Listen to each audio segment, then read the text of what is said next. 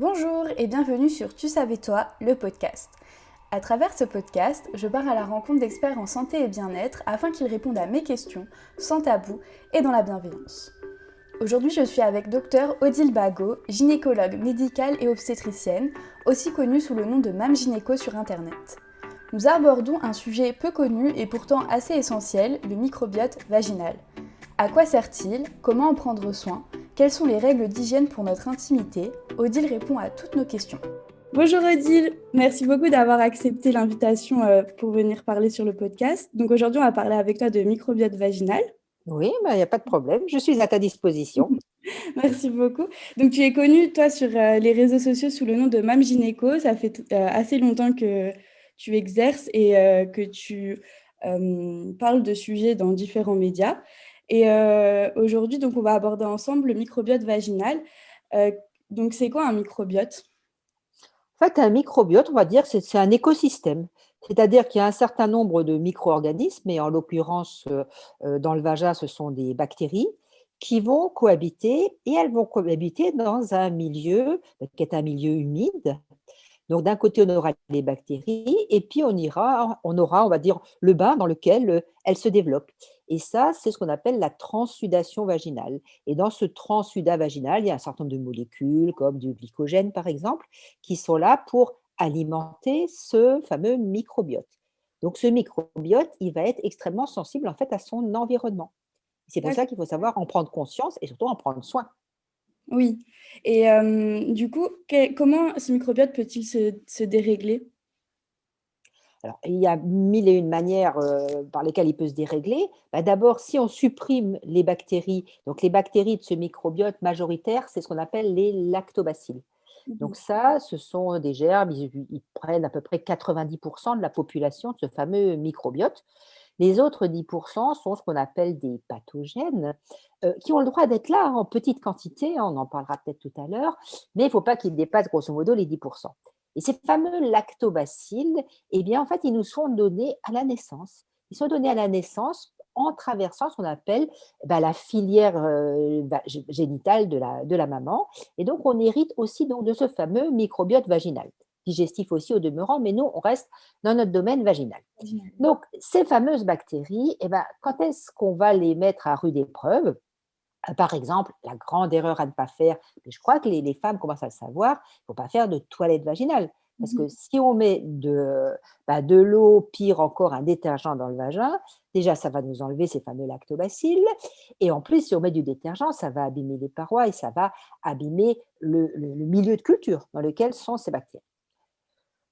Sans faire pour autant des toilettes vaginales, c'est vrai que des bains répétés en piscine, il y a quand même de l'eau qui va rentrer dans le vagin. Ça peut aussi déséquilibrer la flore. Alors, ça ne va pas forcément nous laver de nos lactobacilles, mais il faut savoir que ce qui est extrêmement important pour cette flore, c'est son pH, c'est son acidité.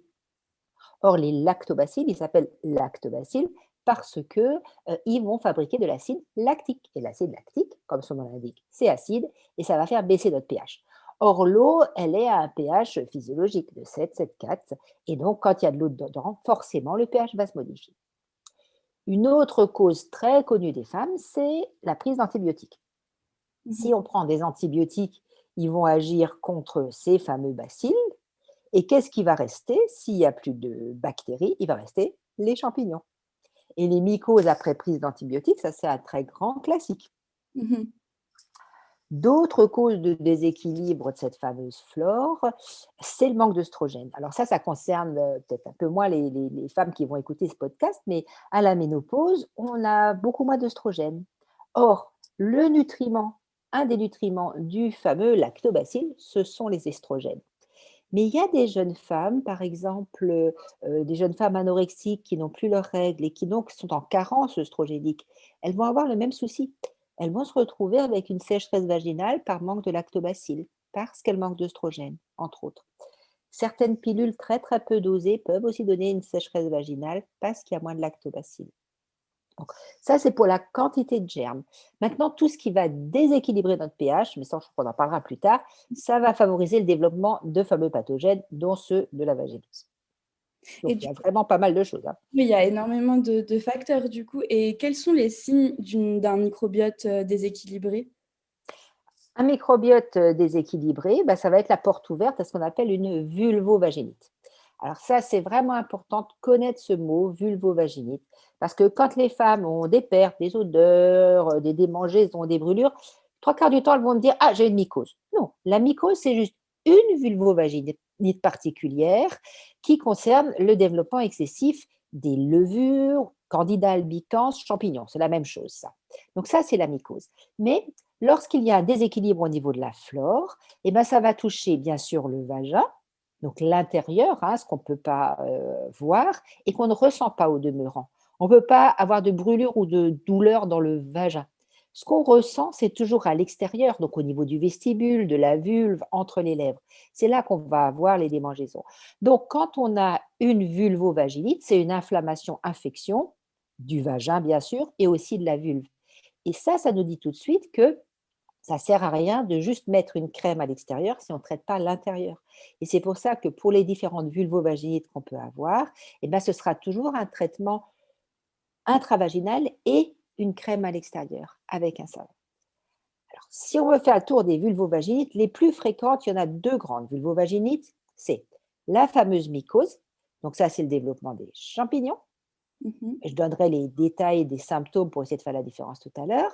Et puis, il y a la fameuse vaginose. Et la vaginose, elle est moins brûlante, piquante, mais elle a une odeur très désagréable. Ça, c'est les deux piliers de nos vulvovaginites. On en a une troisième qui est assez fréquente, qui est la vulvovaginite à streptocoque B. Donc, le streptocoque B, c'est un germe qui peut se trouver dans le vagin en petite quantité, il n'y a pas de souci. Mais s'il se développe de trop, ça va donner des symptômes un peu comme une mycose. C'est pour ça que quand on récidive une mycose, soi-disant mycose, parfois ça vaut le coup d'aller voir si ce n'est pas du streptocoque. Mmh. Et on a une troisième vulvovaginite un peu plus fréquente aussi, qui est une vulvovaginite à Escherichia coli. Alors, l'Escherichia coli, c'est quoi? Le fameux colibacille, c'est un germe intestinal. Et dans certaines circonstances, eh ben, c'est pas très loin tout ça, hein, on peut avoir pas mal de colibacilles dans le vagin et ça peut donner des choses un peu désagréables, des pertes par exemple. Donc ça, c'est les vulvovaginites qui sont toujours à l'origine un déséquilibre de la flore. Déséquilibre de la flore, ça veut dire que c'est pas Pierre, Paul ou Jacques qui te l'a donné. Ça Mmh. veut dire que c'est endogène, ça vient de toi parce que tes défenses ou ton hygiène de vie, j'ai pas dit l'hygiène, vulvaire, hein, Mmh. voilà, de la fatigue, prise d'antibiotiques ou que sais-je, c'est ça qui s'est modifié et alors il y aura la vulvovaginite par rapport à ça, hein.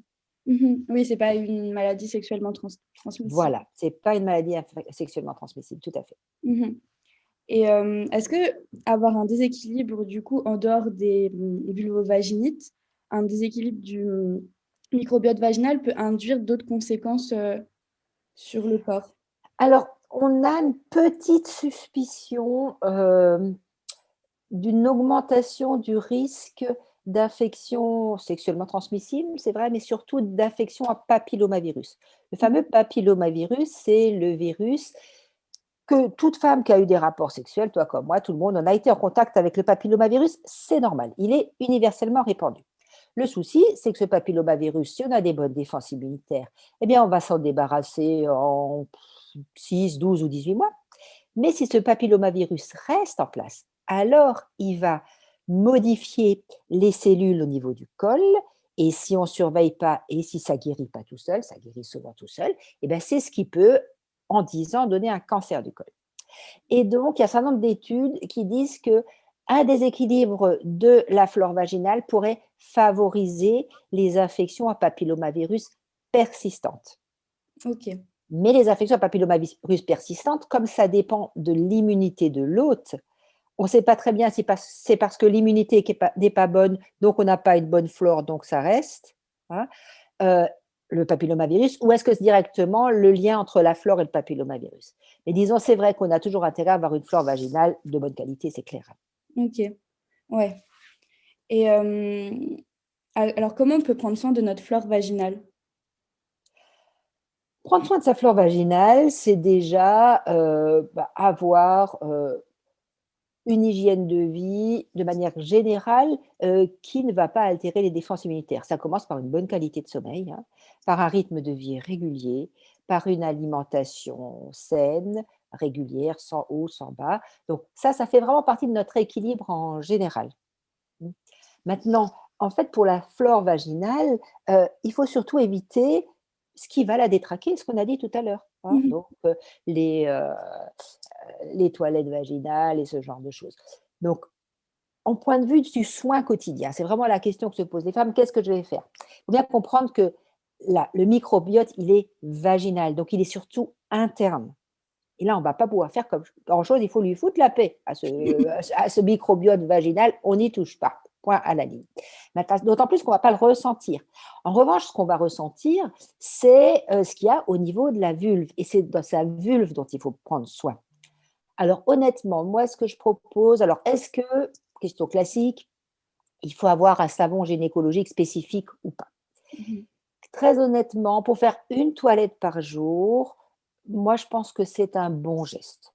Maintenant, on en trouve honnêtement en grand conditionnement, qu'on trouve en parapharmacie, en pharmacie, qui ne coûte pas une fortune, pas pour 8 €, tu en as facile pour 3 4 mois de toilette, pas la peine d'en mettre des tonnes, à chaque fois. Faire sa toilette à la main, pas avec un gant de toilette. Faire sa toilette, ça veut dire au moment de la douche, on mouille la vulve avec l'eau, on met un petit peu d'un savon gynécologique sur la main, on lave la vulve, on ne rentre pas dedans, on rince bien, on sèche, point barre. Et ça, une fois par jour, c'est bien. Celles qui ont vraiment jamais eu de problème de vulvovaginite ou que sais-je, si elles veulent mettre du gel douche, elles mettront du gel douche, c'est pas un problème. Mais alors, on ne se rajoute pas des désodorants, des machins qui font des paillettes ou que sais-je, hein. Donc ça, on oublie, hein, s'il vous plaît. Est-ce que ça peut apporter que des perturbateurs endocriniens, ça peut apporter que des allergisants. Donc, une toilette quotidienne, un rinçage à l'eau simple après les rapports, et de mon point de vue, ça suffit. D'accord, et est-ce que tu, préconises la prise de probiotiques ou pas, pour entretenir la flore vaginale? Une flore vaginale, normalement, elle est autonome, elle se débrouille très bien. Mmh. Maintenant, je pense que ce qui est important de voir, c'est qu'est-ce qui se passe quand on fait une vulvovaginite, Mmh. les 2 fameuses sortes de vulvovaginite, et surtout si elles sont répétitives. Si à l'occasion, tu as une angine, on te donne de l'amoxicilline et bam, tu as une mycose dans la foulée, OK, ça arrive une fois quand tu as une angine. Si ça ne se répète pas tous les mois, ce n'est pas un gros souci. Le problème, c'est les vulvovaginites à répétition. Alors, dans ces cas-là, effectivement, comme le point de départ, c'est un déséquilibre de notre flore vaginale, eh bien, il va falloir la booster, cette flore vaginale. Mais uniquement quand on a des vulvovaginites à répétition, pas de manière systématique, ça ne sert à rien. Tant que tout va bien, on ne va pas commencer à faire joujou avec ça. D'abord, la plupart ne sont pas remboursés, c'est dépenser de l'argent pour rien. Dans les vulvovaginites à répétition, on a les probiotiques et les prébiotiques. Alors, Oui. ça, souvent, on s'en mêle les pinceaux avec ça. Alors, c'est très simple. Les probiotiques, ce sont des lactobacilles. Donc, dans ces lactobacilles, eh ben, il n'y en a plus au niveau du vagin, eh ben, on va en remettre dedans. Les lactobacilles, les probiotiques par voie vaginale sont quand même un peu plus efficaces que ceux qu'on peut prendre par voie orale. Il y Mmh. a aussi une voie orale pour la flore vaginale qui coûte plus cher au demeurant que la voie vaginale, qui est un peu moins efficace. Mais c'est vrai que si on s'est déjà mis des ovules pendant je ne sais pas combien de jours, parfois on en a ras la casquette et qu'on n'a plus envie de mettre quelque chose dans son vagin. Donc, on peut éventuellement prendre des probiotiques à ce moment-là par voie orale. Mais dans la mesure de possible, par voie vaginale, c'est un peu mieux. Et les prébiotiques. Alors, les prébiotiques, en fait, ce sont les nutriments de nos propres lactobacilles. Et il faut savoir que chaque femme a une flore vaginale avec un certain nombre d'échantillons de lactobacilles qui lui est propre. Par exemple, selon les ethnies, eh ben, on n'a pas la même distribution, le même type de lactobacille. Il n'y en a pas qu'un. Le plus courant, c'est le fameux bacille de Döderlein, hein. Mais il n'y a pas que ça. Il y a différents, il y a le crispatus, il y en a plein, plein de sortes. Et donc, le prébiotique peut être intéressant parce qu'il va juste permettre aux quelques lactobacilles qui te sont personnels, hein, de se redévelopper et de recoloniser ta flore d'une manière plus physiologique. Et donc, ces lactobacilles, pardon, ces prébiotiques, ça apporte de l'acide lactique, classique, puisque pour que la flore, elle se porte bien, il faut que le vagin soit acide. Donc l'acide lactique, il est toujours. Et ensuite, il y a un sucre, donc plutôt du glycogène, il peut y avoir de l'alpha-gos. Enfin là, il y a différents produits qui vont apporter acide lactique euh, et glycogène de manière générale. Dans les deux types de vulvovaginite, mycose, vaginose, il faut savoir que dans les répétitions, pour la vaginose, c'est là que les prébiotiques sont le plus intéressants. Se dire vaginose, c'est plutôt prébiotique parce que le point de départ de notre vaginose, c'est une augmentation du pH. Donc, il faut impérativement faire baisser le pH. Dans les mycoses qui viennent, justement parce qu'on a supprimé les lactobacilles, on peut commencer, je pense, par des probiotiques. Ok. Et des fois, il y a il y a des comprimés, enfin des ovules qui permettent de faire et prébiotiques et probiotiques. Oui, c'est vrai qu'il y a des symbiotiques, ça s'appelle des symbiotiques. C'est vrai que c'est très intéressant, mais qu'en fait, on n'a pas tellement ces produits-là sous la plume. On n'y pense pas beaucoup. Mhm. J'avoue, même pour ma part, je n'ai pas souvent eu l'occasion, parce que c'est du non remboursé, de donner des symbiotiques. Mais c'est vrai qu'intellectuellement, c'est intéressant. C'est D'accord. intéressant. Il faut toujours voir le coût. Alors, il n'y a qu'un seul pré- et probiotique, je dirais, entre les deux, qui est remboursé. Ça s'appelle le Trophigil. Le Trophigil, c'est quoi? Alors, celui-là, on peut l'avoir sur ordonnance, hein. Ce Mhm. sont des lactobacilles, mais il y a un petit peu d'œstrogène avec. Or, je viens d'expliquer que les œstrogènes, ce sont eux qui vont aider la flore à se développer. Donc, dans certaines circonstances, quand il y a de la sécheresse vaginale, de la ménopause, une absence de règles parce qu'il y a une maigreur, etc., ça peut être intéressant de donner du Trophigil, par exemple. Mhm. Ça peut être utile. D'accord. Et du coup, enfin moi, on m'avait dit que après les règles, c'était là où on était le plus sujette à avoir enfin que la mycose ou la vaginose, enfin une vulvovaginite pouvait revenir après les règles parce que le sang fait augmenter le pH. Et donc, on m'a dit qu'il fallait, enfin pas systématiquement, mais si on était sujet aux mycoses ou vaginoses, prendre un probiotique, enfin mettre un probiotique à ce moment-là. Est-ce que tu valides ou pas vraiment? Alors, ce qu'on va peut-être faire, parce qu'on parle de vulvovaginite, mycose et vaginose, je pense qu'on va déjà bien faire la distinction entre les deux. Oui. Parce que c'est vraiment très important et c'est tout à fait facile pour une femme de savoir si elle fait plutôt une mycose ou plutôt une vaginose, sachant que pour les deux, il y a possibilité, si ce n'est pas répétitif, d'avoir un traitement directement chez le pharmacien. Ok. Alors, la mycose, qu'est-ce que c'est? C'est donc une infection à Candida albicans, donc un champignon. Comment est-ce que ça va se passer? Alors, les points de départ, hein, donc les facteurs de risque, j'ai bien dit, surtout prise d'antibiotiques, c'est un grand classique, ça, hein. Comment ça va se manifester? Ça va se manifester surtout par des démangeaisons, par des brûlures et par un inconfort important. Ça, c'est vraiment une mycose. On a envie de se gratter toute la nuit. Que fait la police? Et de défoncer la porte d'entrée de son gynécologue le lendemain matin. Donc, ça, c'est vraiment très désagréable. Quand on regarde, alors c'est vrai que la vulve est très rouge, mais c'est très difficile pour une femme de savoir si la couleur de sa vulve est normale ou pas. Parce que moi, j'ai des femmes qui viennent me dire, elle est rouge, ma vulve. Ben non, elle est comme les 20 que je viens de voir dans la matinée. Donc, c'est très difficile pour soi. Mais c'est quand même bien rouge écarlate. Et quand il y a des pertes, c'est des pertes absolument caractéristiques qu'on appelle cailleboté, c'est-à-dire c'est comme du lait caillé, c'est comme du yaourt. Ok. Alors souvent, ça c'est paradoxal, les, les mycoses où il y a le plus de pertes, enfin, moi je vois une dame, je vois de toute évidence des pertes de mycoses très importantes, et ben elle n'a pas tellement les brûlures en fait. Ouais. Et par exemple, si on a des pertes vraiment abondantes, blanches, vraiment comme du lait caillé, et qu'on a un petit inconfort, ça peut déjà être une mycose. Les mycoses qui brûlent le plus, c'est celles où il y a moins de pertes, à vrai dire. Et là, elles sont vraiment à vif, rouge vif. Donc, des brûlures, des démangeaisons, un inconfort, des pertes quand il y en a, elles sont l'écaillée, aucune odeur particulière, ça c'est de la mycose. Dans Ok. ce cas-là, on en parle au pharmacien et le pharmacien, il peut donner des ovules et une crème et un savon spécial. La vaginose, c'est tout à fait autre chose. La caractéristique de la vaginose, et donc la cause déjà de la vaginose, c'est une augmentation du pH. Et augmentation du pH, effectivement, le pH du sang, il est à 7,4. Et après les règles, ou des règles abondantes, des saignements intermittents, des règles qui durent longtemps, donc tout ce qui va augmenter le pH, des rapports réguliers, parce que le pH du sperme, il est aussi à 7. Tout ça, ça va augmenter le pH et c'est un facteur de risque de vaginose, faut savoir. Mhm. Selon le type de contraception, par exemple, des femmes avec un stérilet au cuivre qui vont saigner longtemps, des femmes qui ont un implant et qui ont des petits saignements intermittents, mmh, des femmes avec un stérilet à la progestérone où il peut y avoir des saignements aussi entre 2 périodes de règles. Tout ça, ça va augmenter le pH, hein. Et donc, la caractéristique de la vaginose, c'est l'odeur. Mmh. Odeur poisson pourri. C'est pas compliqué, c'est comme ça que ça se dit, Ouais. hein. Donc, quand on a une odeur, des écoulements légèrement colorés comme ça dans les jaunes et à peine irritants, ça fait très vaginose. D'accord. La vaginose, elle est encore plus à répétition que la mycose, hein. Dans les 6 mois, même après un traitement complet et correct de la vaginose, on a 50 de récidive dans les 6 mois.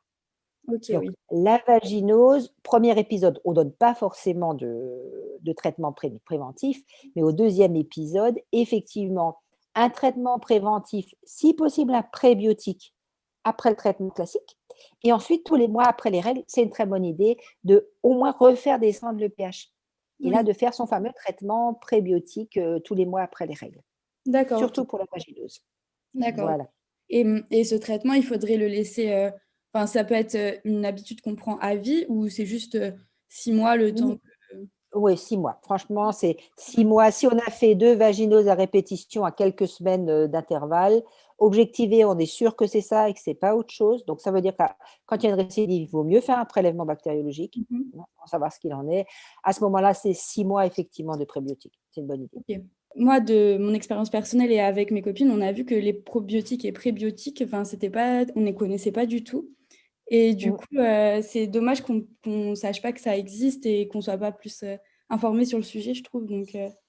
Oui, disons ça existe. Le problème, le risque, ce serait, que pour des raisons tout bêtement commerciales, on dise: «Tous les mois, il faut que tu refasses ta Oui, flore». Ça, c'est pas vrai non plus, hein. Si tout non. va bien, on touche à rien. Oui, oui, oui, bien sûr, bah, vaut mieux espérer que tout aille bien même, Mmh. qu'on ait besoin de rien toucher. Comment traite la mycose et la vaginose? Voilà, parce que il peut y avoir différents traitements. Alors, Mmh. la mycose, surtout la première mycose, c'est un ovule, dose unique, Mmh mh. libération prolongée sur 5 jours, Une crème qu'on va mettre, moi je propose quand même les premiers jours 2 fois par semaine, 2 fois par jour, pardon, matin et soir et souvent après, le traitement, même au bout d'une semaine, on est encore un peu irrité. On peut parfois encore une fois par jour continuer une semaine. D'accord, Traitement classique, on dit un ovule, une semaine de crème, une fois par jour. Honnêtement, d'expérience, je trouve que ça ne suffit pas. d'accord, Donc, oui. 2 fois par jour pendant une semaine et puis encore une fois par jour après. Et là, on a vraiment des chances de réussir à se débarrasser de sa mycose. Un savon adapté. Alors, dans la mycose, on sait qu'il vaut mieux utiliser un savon liquide avec un pH plutôt alcalin, parce que c'est l'acidité qui va jouer sur la mycose. Et ces savons alcalins ont un côté un petit peu plus doux aussi, hein, donc OK. pH 8, hein, Mmh. utilisé quand on a une mycose. Pour la vaginose, alors pour la mycose, c'est vrai que ça, c'est le traitement plus classique.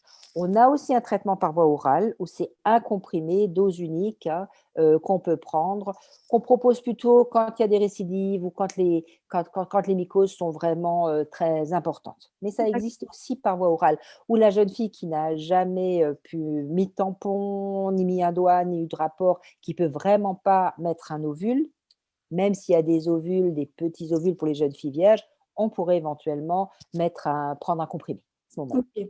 Ouais. Le traitement classique de la vaginose. Alors, c'est un antibiotique tout à fait spécifique, ciblé, germe, comme on dit, anaérobie, donc pour le fameux Gardnerella, parce que le germe de la vaginose s'appelle Gardnerella, c'est celui-là. Mmh. Et dans la vaginose, on a du Gardnerella, mais on peut aussi avoir un petit peu d'uréaplasme, de mycoplasme. Alors ça fait souvent peur aux femmes. Je vais en dire un petit mot quand même. Uréaplasme et mycoplasme peuvent faire partie de la flore naturelle du vagin, en petite quantité. Quand on en trouve au prélèvement bactériologique dans le cadre d'une vaginose avec du Gardnerella, eh bien, ça fait partie de la vaginose et on a un score qu'on peut trouver quand on regarde un prélèvement bactériologique, ça s'appelle le score de Nugent Mmh et mh. quand ce score de Nugent est supérieur à 4, ça témoigne d'une vaginose. Donc, uréaplasme, mycoplasme, on peut les trouver dans le cadre d'un déséquilibre de la flore vaginale, mais il y a une part aussi sexuellement transmissible possible de ces germes-là. Donc là, c'est en fonction des symptômes, en fonction de la personne, en fonction du nombre de germes qu'on trouvera par millilitre, qu'on proposera un traitement du partenaire ou pas. Mais ce D'accord. n'est pas systématique. Donc, uréaplasme, mycoplasme, C'est à discuter à chaque fois. Donc, dans la vaginose classique, on a un score de Nugent qui est supérieur à 4, on n'a plus de lactobacilles et on a de nombreuses colonies de Gardnerella. On va les traiter donc avec un antibiotique dose unique qui s'appelle le Secnol. Ce sont des petits granulés absolument dégueulasses à avaler, je le dis tout de suite. Donc, on met les granulés dans la bouche, on se passe le nez, on prend un grand verre de jus de fruits avec. Ça laisse un petit souvenir sur l'estomac pendant les heures qui suivent. Localement, on mettra des ovules particuliers qui sont des ovules de flagelle pendant 7 jours. Et après, on a vraiment intérêt à mettre, dans un premier temps, moi je prescris toujours le fameux probiotique Trophigile parce qu'il est remboursé pour Ouais. reconstituer la flore, ou alors on peut mettre un prébiotique après pour pendant la semaine qui suit le traitement, et si c'est des récidives, ensuite un prébiotique tous les mois après les règles, effectivement. Et si ça passe pas, ensuite il faut chercher la cause. Oui. Si c'est une fille qui saigne 10 jours par mois et de manière abondante et qui a des cycles courts, au bout de 3 semaines ça revient, c'est pas étonnant qu'elle fasse des vaginoses à répétition. Donc là, il faudra réfléchir à la contraception, par exemple. D'accord, OK. Oui, donc ça peut être même jusqu'à enfin, on repense carrément à la contraception dans ce cas où c'est peut Ah être bah oui, si on s'en sort pas avec des récidives, à ce moment-là, il faut se dire, bon, bah, les mêmes causes ayant les mêmes effets, il faut chercher la cause et il faut réfléchir à la contraception par mmh. rapport à ça, hein. Oui, oui. Ça fait partie des critères de choix de la contraception aussi. Oui, oui. OK. Eh beh, c'est Ça dur en fait d'être des une choses. femme, quoi. Ah, c'est compliqué d'être une femme, exactement. Tout à fait. Et c'est vrai que pour la contraception, c'est compliqué aussi. C'est Ouais, c'est compliqué compliqué. et c'est surtout personnel, c'est du cas par cas et ça, je crois que c'est tellement important de le dire. Mmh De mh. dire qu'il y a pas quoi qu'on raconte sur les réseaux, il y a pas de bonne et de mauvaise contraception. Il y a une contraception pour chaque femme et il Mmh. faut venir discuter de ça avec un professionnel. Ouais. Et ça, c'est un autre sujet. C'est un autre sujet que nos fameuses vulvovagites à répétition. Alors, dans les traitements, pour être complet, il faut savoir que une vulvovaginite à streptocoque, si elle donne des symptômes, s'il n'y a pas de symptômes, on ne traite pas, hein. Il faut le traiter avec un antibiotique de la famille de la pénicilline, avec de l'amoxicilline. Ça, c'est vraiment important. Quand c'est des déséquilibres avec colibacille, des ovules en général, il y a des ovules où il y a tout dedans. Alors, il y a les ovules où il y a tout dedans qui s'appellent le Polyginax, qui sont remboursés. Et puis, il y a des antiseptiques vaginaux qui sont intéressants, qu'on peut avoir sans ordonnance, qu'on met pendant 10 jours, dont un, il s'appelle le Suvégel ionique, qui est intéressant parce que il va juste éliminer les pathogènes et qui respecte la flore lactobacilliaire. Ça, c'est quelque chose qui peut être intéressant dans des vulvovaginites un petit peu atypiques. OK. Hein. Donc ça, et ce qu'il faut dire aussi qui est important, c'est que quand on est dans un processus répétitif, il faut absolument aller consulter parce que, par exemple, il y a des maladies dermatologiques de la vulve qui vont donner des démangeaisons et puis on va dire: «Ah bah, c'est une mycose» et puis on se traite à l'aveugle pour une mycose et en fait, on a un psoriasis inversé ou un lichen. Mmh Donc mh. ça, c'est aussi important. Il y a des diagnostics différentiels par rapport à ça. Mmh. Et puis oui, des fois, enfin moi, ça c'est mon avis personnel, mais des fois, il vaut mieux peut-être mieux éviter l'automédication quand on n'est pas sûr et vaut Oui. mieux vérifier que par exemple, enfin, d'expérience personnelle, moi, on m'avait dit directement que j'avais une mycose sans même savoir et finalement, c'était pas ça et donc ça enfin la mycose a bon dos, quoi. Ouais, voilà, exactement. C'est un grand classique et c'est pas seulement les femmes. Alors, à la limite, on est, à Palavas-les-Eaux et puis, on a, voilà, la petite mycose de l'été, on court chez le premier pharmacien, on se traite, ça, il y a pas de souci. Mais au-delà, c'est vrai qu'il faut consulter et il y a pas que les femmes qui se disent: «J'ai une mycose, c'est bon». Moi, je vois quand même beaucoup de jeunes femmes, qui vont voir leur généraliste et elles enlèvent même pas leur culotte, personne regarde et il dit: «Tu as une mycose» et puis bam, un ovule antimycosique et puis au troisième coup, on fait un prélèvement, on voit que c'était pas ça. Bah, Mmh. oui, oui, oui, ouais. Donc, c'est vrai que comme tu dis, la mycose a bon dos. La mycose. Effectivement, on la met à toutes les sauces, celle-là. Mmh mh. D'accord. Absolument.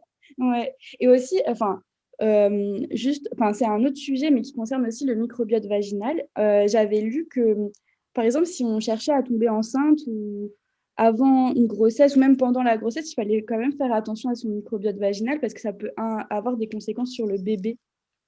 Alors, pas dans ces termes-là, pas dans ces termes-là. Déjà pour la fertilité, il y a pas de raison que, ça rende infertile d'avoir un déséquilibre de la flore. Qu'est-ce D'accord. qu'on sait? On sait si que les vaginoses, le Gardnerella, on a un petit peu plus de risque de fausse couche Mmh quand mh. il y a du Gardnerella. Il y a la question du streptocoque B. Alors streptocoque B, on le recherche systématiquement au 8e mois de grossesse. D'accord. Parce que s'il y a du streptocoque B, au moment de l'accouchement, on fera un flash antibiotique. Et ça nous a permis de ne plus voir ce que j'ai vu encore au début où j'exerçais, hein, dans les années 80-90. On avait des septicémies, donc des infections très graves du nouveau-né à streptocoque.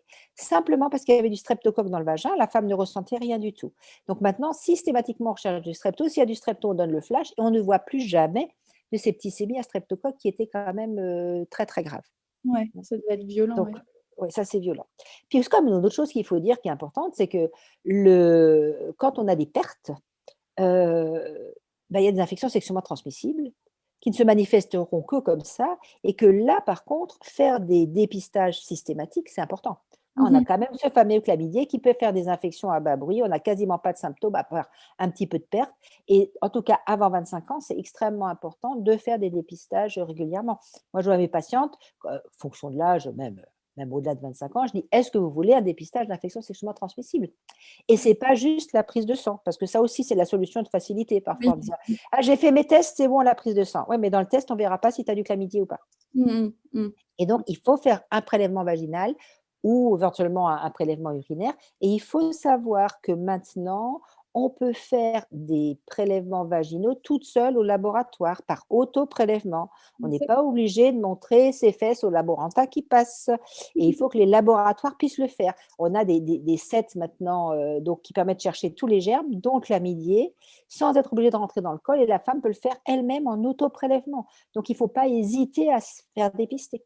Ah oui, ouais, ça j'étais pas enfin, je savais pas que des autotests pouvaient Oui, alors c'est pas des autotests. Alors, le seul autotest qui existe, alors il y a un autotest qu'on peut trouver en pharmacie qui s'appelle, qui fait Hydralin Balance. En fait, c'est une petite, languette qu'on met dans le vagin et qui permet, selon la couleur, de savoir si c'est vaginose ou mycose.